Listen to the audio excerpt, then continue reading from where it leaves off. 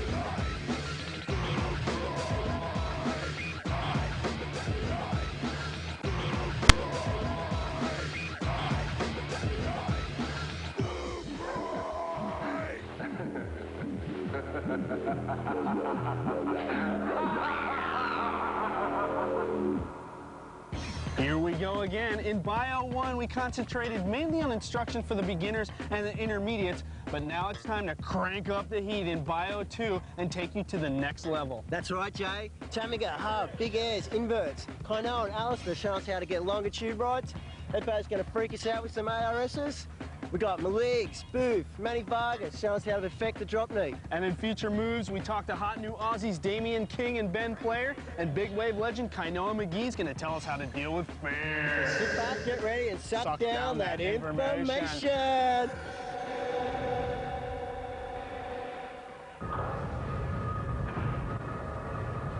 Bust fat air. You hear that phrase thrown around an awful lot these days, but it is the cornerstone of bodyboarding, and who better to tell us how to do a big, fat, flying aerial than the man himself, three-time world champion Guilherme Tamiga from Rio de Janeiro, Brazil.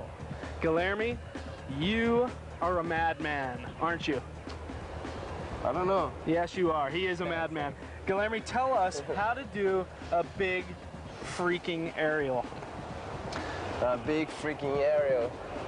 You gotta get a big freaking speed and do a big freaking bottom turn. And see the big freaking fat lip. And you gotta big freaking hit it. Just hit it and fly!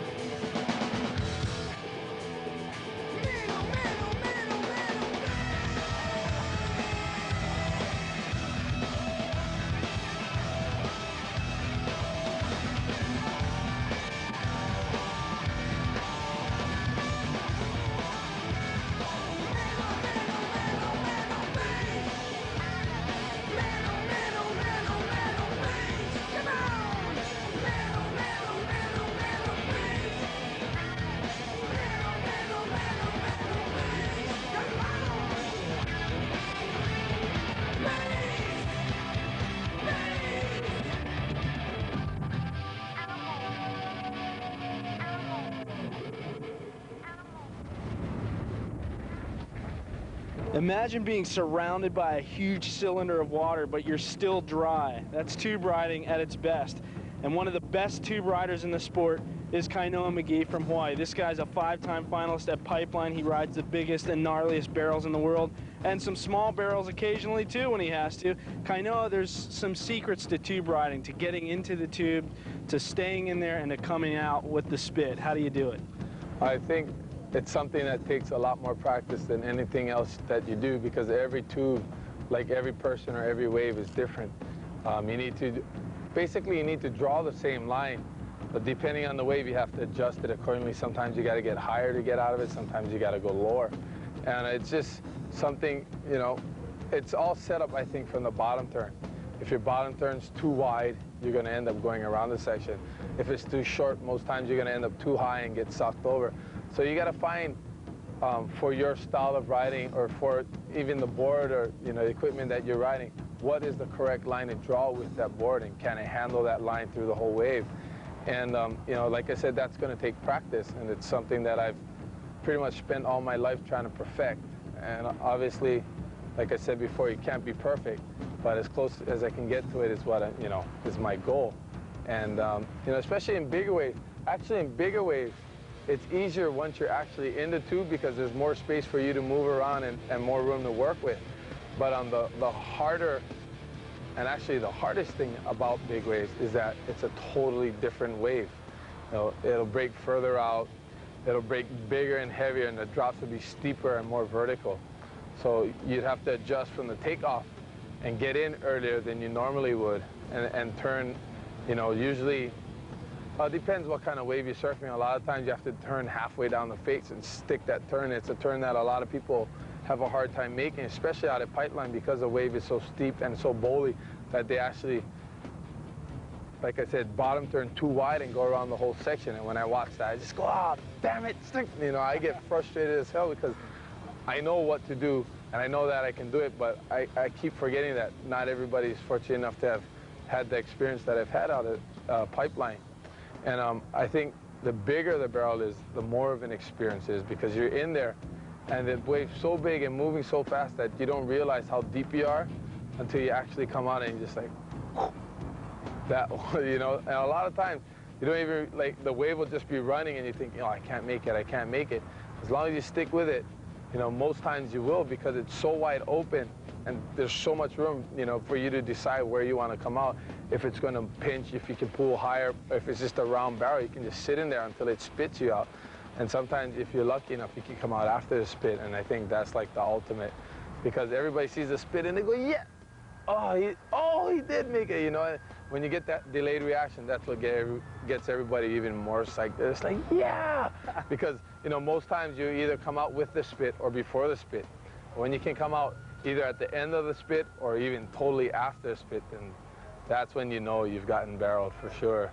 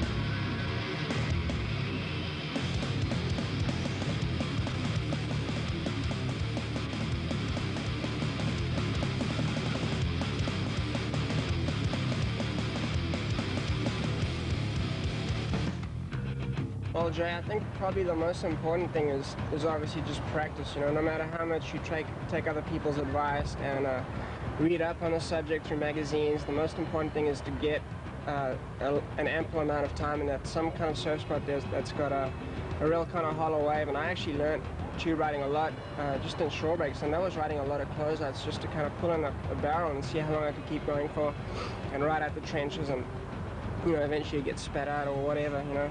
And I think that's probably the most critical thing. And just learning to handle like real late takeoffs and stuff like that, learning to keep your edge in a real steep, critical part of the wave where the wave's sucking a lot of water up the face. It's just practice, really, I guess. And you know, as I said, edge control is the most important thing. It's pretty involved. Like, I don't really think how I'm riding a tube, but it just comes naturally. So it's one of those things you just pick up and it becomes a part of you. All right, so I take off on a wave and it looks like it's going to be hollow. I'm dropping down the face. What do I have to do to get into the tube? Well, if you take a wave like pipe, I guess there's two schools of riding a pipe. There's the guys that take off down and they just drop straight down to the bottom and they come off the bottom real hard. They do like a big bottom turn, and they come around the section and they kind of get barreled towards the end, which that's one approach, but I don't usually use it. The kind I like doing the most is just to try and angle into the tube. And what I do is when I'm dropping down, I'll try and drag my inside leg into the barrel, into the face of the wave a bit, which at a left braking wave like pipe would be my left leg, and use my fin as a bit of a rudder, bit of a control there. I use my elbow a lot, my inside elbow, to try and dig the rail into the rail of the board into the face of the wave real hard too. And you know, once you're in the barrel, you're pretty much set. Then you just kind of it's how much you drag your legs or how hard you lean on your rail will control your speed and will determine how deep you're going to go or how soon you want to get out of there. Okay, sometimes I see guys pulling the tube and they'll pull up on the nose of their board. What does that do? Well, I guess when you're pulling up on your board, you're flexing off that point of where your elbow rests, and that, for me, that acts as a bit of an anchor or a skeg right there. And you know, that just gives you a bit more holding power. And it can also slow you down and stall, right? Yeah, it can stall like that too. You know, at the same time, you'll probably make up for that, but because it's a hollow wave, you can afford to lean forward on your board and you know, get that extra speed or whatever. But in a tube, like, I'm constantly moving backwards and forwards on my board and adjusting, you know, making weight and trim adjustments that'll help me get that amount of speed that I want in the barrel. Okay, so it sounds like just pretty much experience and being aware of your surroundings are the most important thing for tube riding? Yeah, I think experience is really important because it gives you that confidence in a barrel, not to panic and, you know, bail in a situation. I mean, in a big barrel, you don't want to be bailing. It's just like if you're ever in a big barrel and you get off too early, it's like a 95% chance you're going over the fall. So the most important thing is to be real confident and try to ride it out as long as you can, and you know, have some good wax on your board and hang on real tight.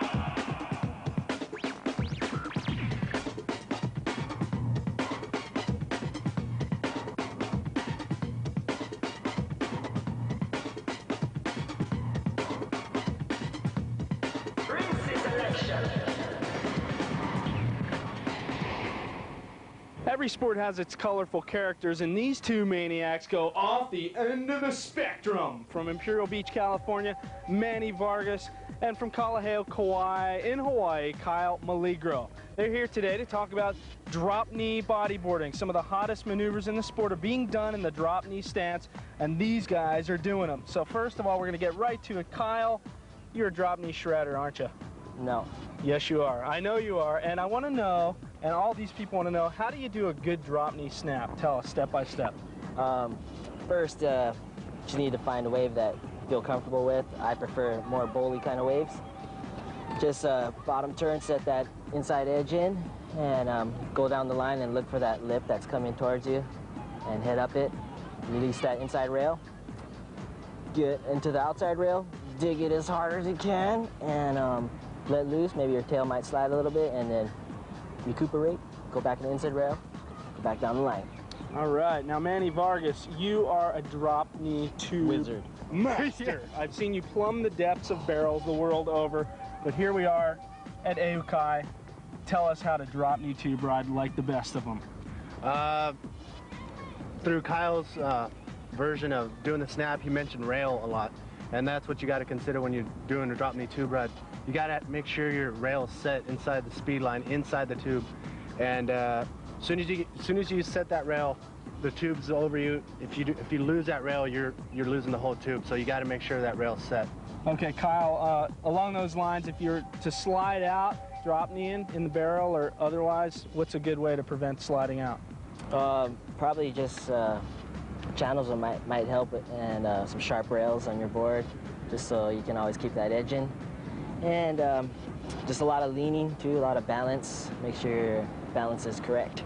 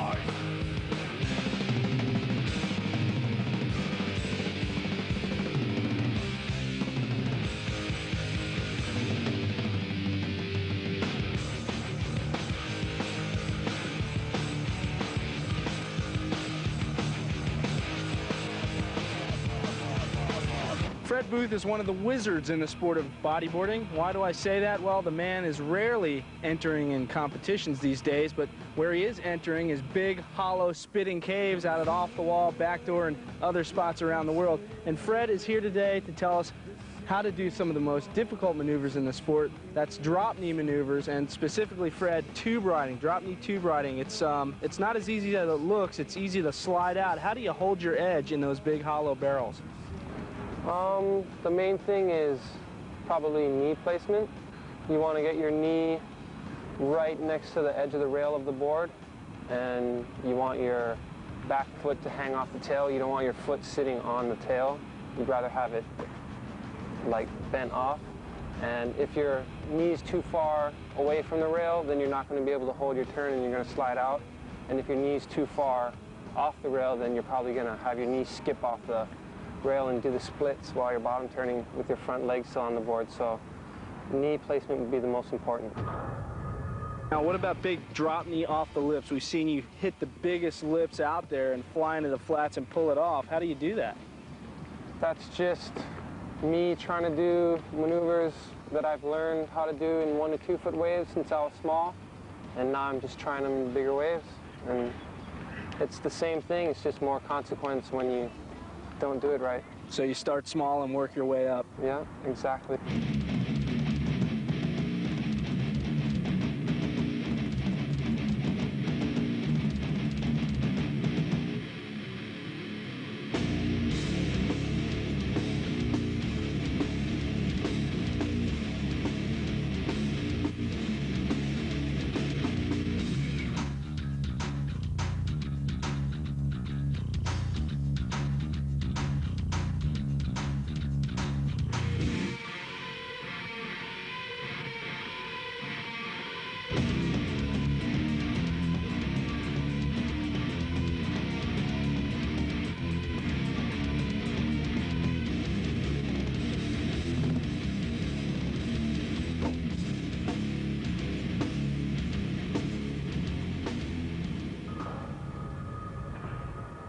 Okay, Fred, board design. Now, drop knee boards are usually a little bit different than prone boards. What would you look for in a good drop knee board? The best thing to look for would just to be a basic shape, like just in between prone and drop knee board, where the nose is not too wide, not too. A lot of guys like small noses, but if you like the prone sometimes, and you get a small nose, then you're kind of limited to just drop knee on it, and I like the prone just as much, so I try to get one that's good for prone and drop knee. Nowadays are looking for specific boards, which probably consist of narrow nose, parallel lines, which mean almost parallel rails, and different types of tails, like Crescent tail. Crescent. You guys, you brought a tear to my eyes. Great stuff. All right, so the next time you take off on a big wave, remember, get up!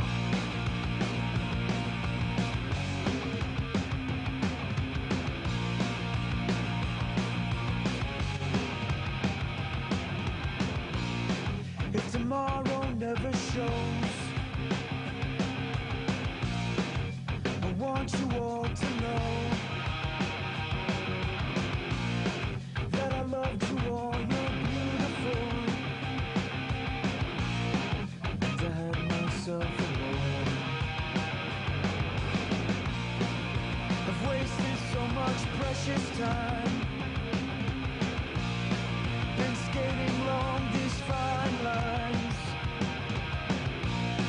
Now these weeds have grown where the sun once shone, and my life has passed me by. And my life has passed me by. I don't know why I keep searching for something that I never found. Why these weeds get deeper as I turn around. And time grows older and I've grown colder so long. It's past that I forgot to count. And these weeds have grown where the sun once shone. And I can feel it. Today I cut off all the ties. I've been led blind for all this time. But somewhere in between the lies are the hearts and minds of those who try. And although I've learned to lies, I don't know why I keep searching for something that I never found. While these weeds get deeper as I turn around, and time grows older and I've grown colder so long. It's past that I forgot to count. And these weeds have grown where the sun once shone. And I can feel it in this space between us. Drop knee at huge pipe. How do you do it? It's just, you just go. I think you can't, it takes even less thinking than prone. You just got to get up and go. And it takes long because you got to get up, so you just got to get up, get into it, and go. Have the right boards, the right equipment, and the right state of mind. Right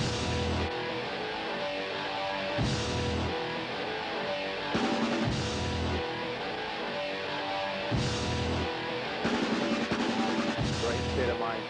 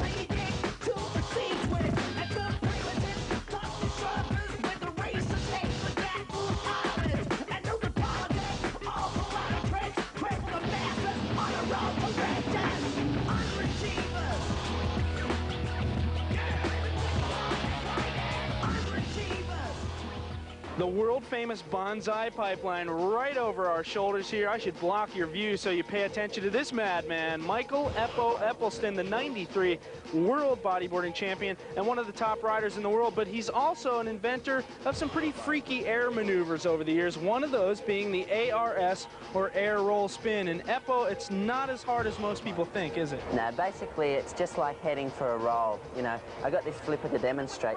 What you do is you drive down, you hit the lip like you're going to do a roll, you do your roll, and then you do your spin as well.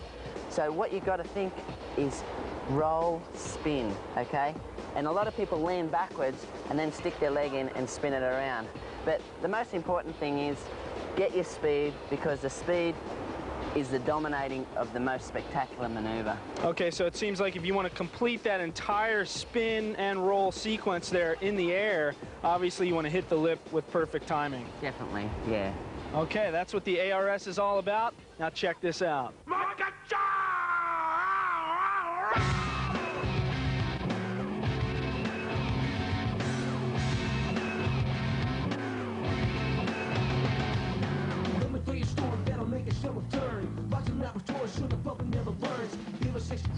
Simply can burn his sons in his bottles, he's a stand apart and run. And so let everybody so they get no liberty. Like when let's experiments in 1943. And then they get numb from the denigration, the devastation of God's creation. That's for the bill, give actions for the kill. Drug in the streets, pushes poison without any guilt. The desert persecute in fear of legal suits. But I'm looking not a man, so this whole thing is a ruse. And I stand opposed to the non-humane. We banned to expose the twisted brain. Disdain the brain, I'm unashamed. No side effect to seize the people you don't want to blame. What you gonna do? What you gonna do, people? Knock it down. What you gonna do? What you gonna do, people? Bring it on. What you gonna do? What you gonna do, people? Knock it down. What you gonna do? What you gonna do, people? The reason why the death toll grows. The numbers in the place, but it's never quite disclosed. Drug industry, pushing more than drugs, and sweeping their experiments right under the rug. And while we're on the topic, do they really want to heal? Do they really want to kill the people or just want to steal a refined food culture of a century? And diet is the reason why our nation's disease. You see, Hippocrates, the words like these. Let food be a medicine, but who believes? It's a healthcare nightmare, declared it's fair. You see, our parents give a fortune to the pharmacy. Anywhere to get a gift by the FDA. Torture's done in some heinous ways. And healers of the people they are portrayed. You'd be amazed at the way the people are being betrayed. What you gonna do? What you gonna do, people? Knock it down. What you gonna do? What you gonna do, people? Bring it on. What you gonna do? What you gonna do, people? Knock it down. What you gonna do? What you gonna do, people? Is there a human left in all humanity? Try to find, it's hard to find, try to find just one. Is there a human left in all humanity? Lately it's been hard to find just one.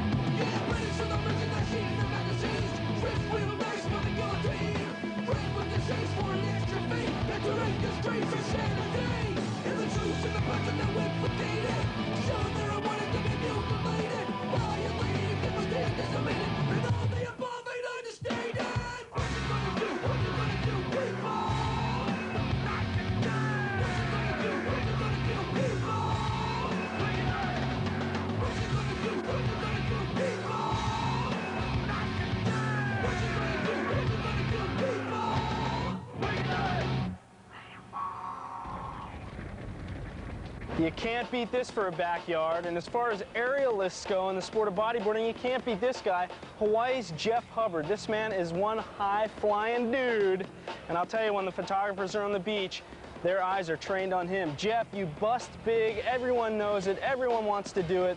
Tell us step by step how it's done. Well, you first got to, try and get a good wave. That's always important. The bigger sometimes the better, more powerful. The more lip you can hit. You try and get as much speed as you can on the takeoff. project yourself down the wave. You know, aim for that lip.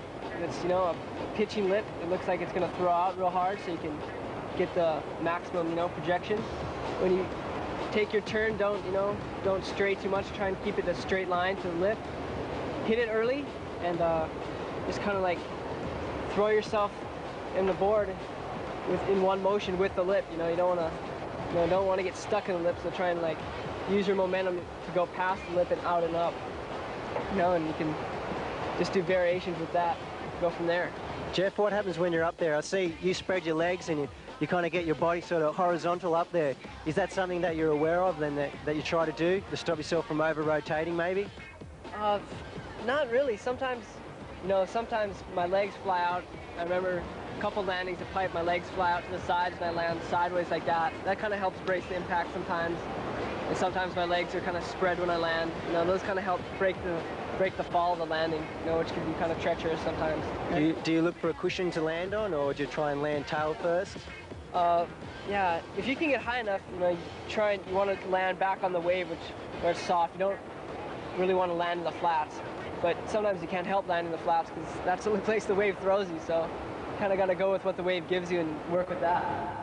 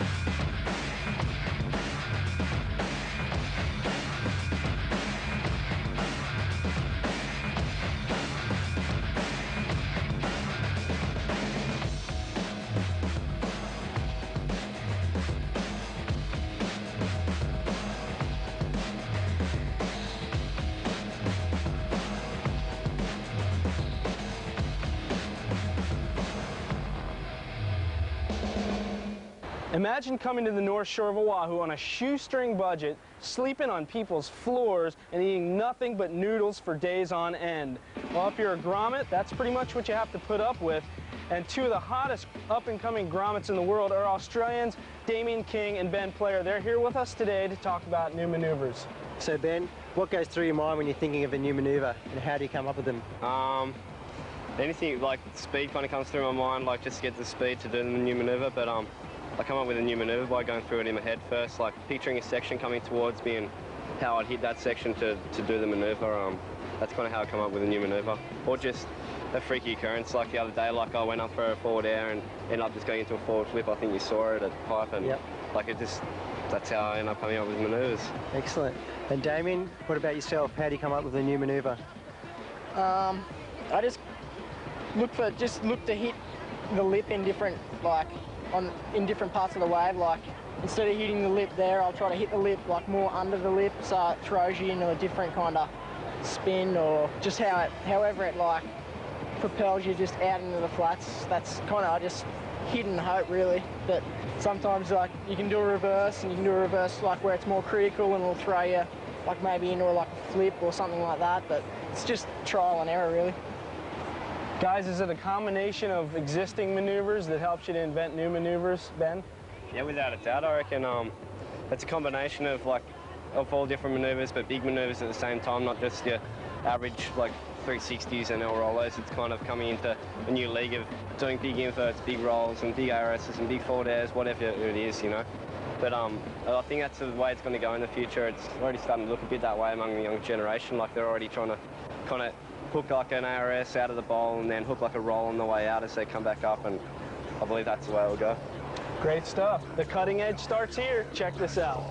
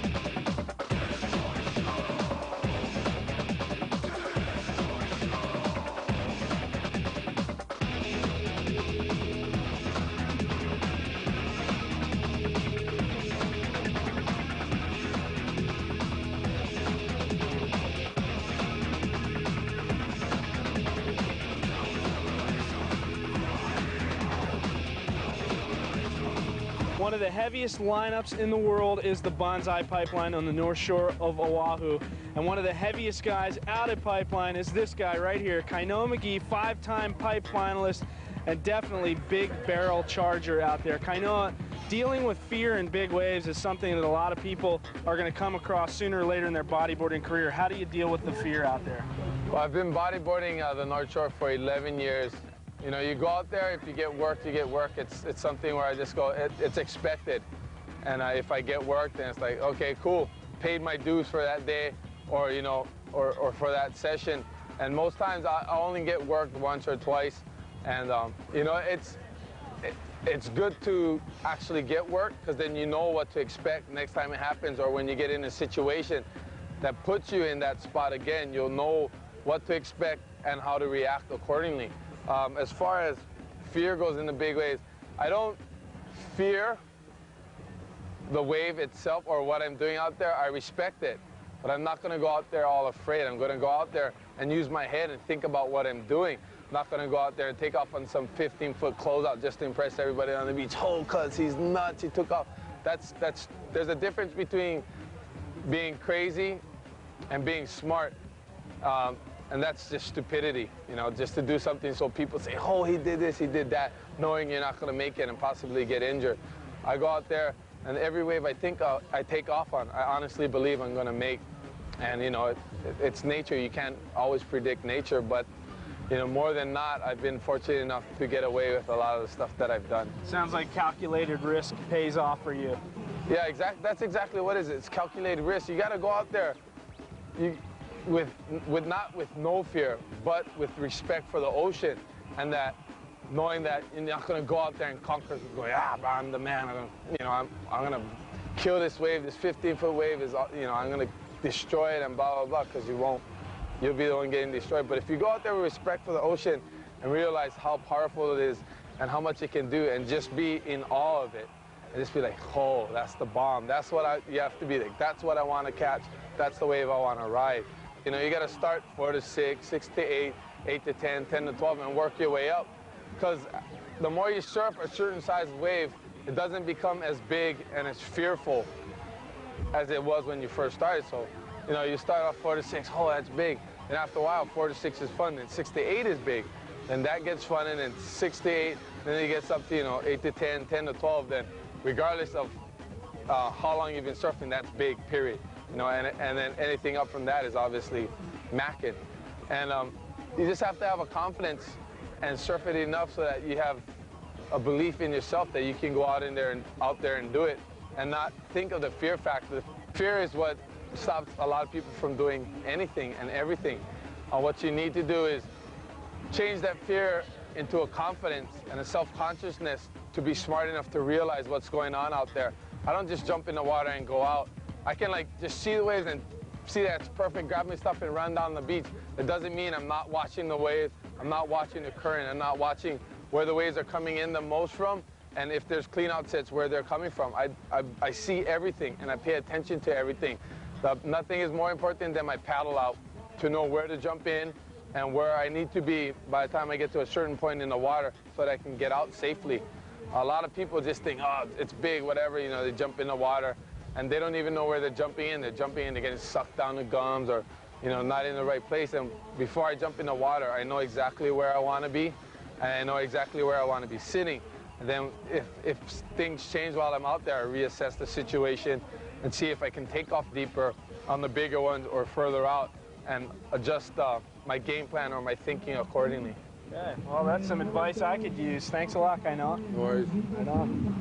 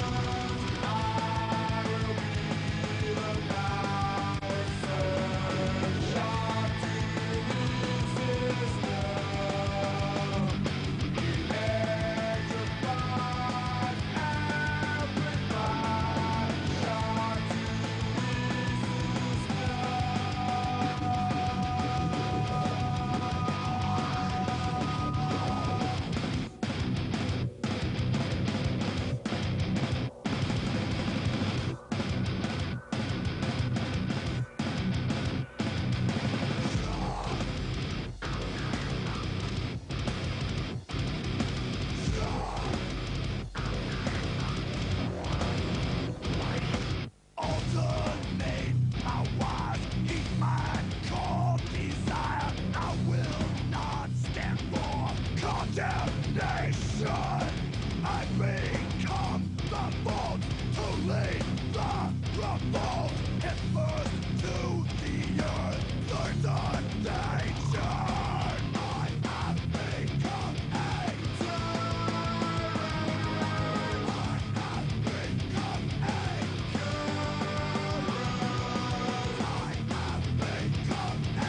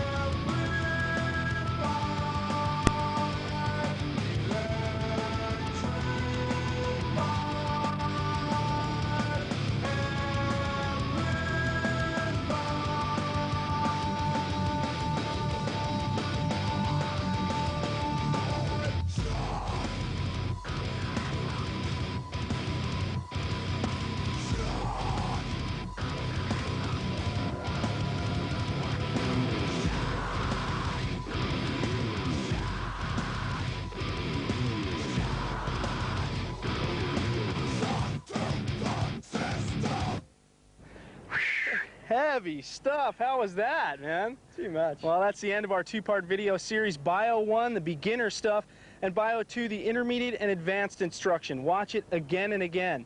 Well, hope you've enjoyed it. The best riders in the sport teaching you how to do the biggest maneuvers in bodyboarding. That's right, Joe. We had guys like Connell McGee talking about fear, hub in the air, huge in the air, Eppo freaking out, ARSs, the boys drop knee. It's all there. Old moves, new moves, future moves, air moves. I don't know what else we could fit in there. Well, Bullet, we still have some insane action footage coming up. Check this out, and remember, go big or go home.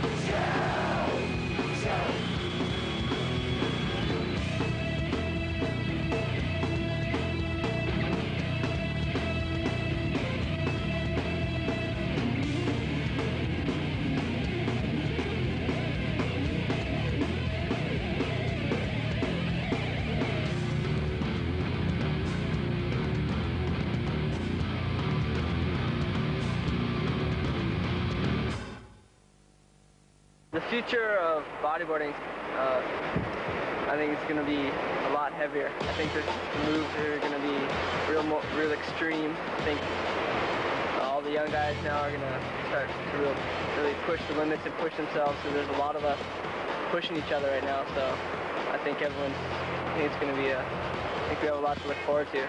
I think the future is going to be more combinations maneuvers, like sick errors to different maneuvers, like spins, and just in bigger and like heavier sections. Could be a lot heavier. You know, like all the maneuvers now are kind of done on smaller waves, but I think it'll just get bigger and bigger.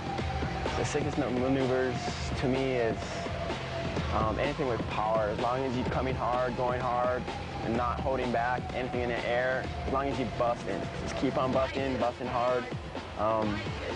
That's about it, yeah. The future, I think you'll be seeing lots more nut stuff going on, like just bigger airs, just hitting nutter sections, trying to do just crazy stuff, like flips off. Not just like flips off like a 2-foot wave, but like flip off like maybe like an 8-foot wave or something, just going for it. The future of bodyboarding, it all depends on all of you guys, the grommets, everybody who's learning how to bodyboard. You guys are in control. You guys are the ones that are going to take it where it wants to go. Bodyboarding is a relatively new sport. It's been around 20-odd years, and it's so wide open. You can direct it wherever you want to go. Yeah, the future of the sport is go high, and get speed, and do the meanest maneuvers as air spinners, inverted airs, backflips, ARS. Do anything you want to do it, just hit the lip and do it. That's the main soul of the sport. Bodyboarding is the best. Yeah!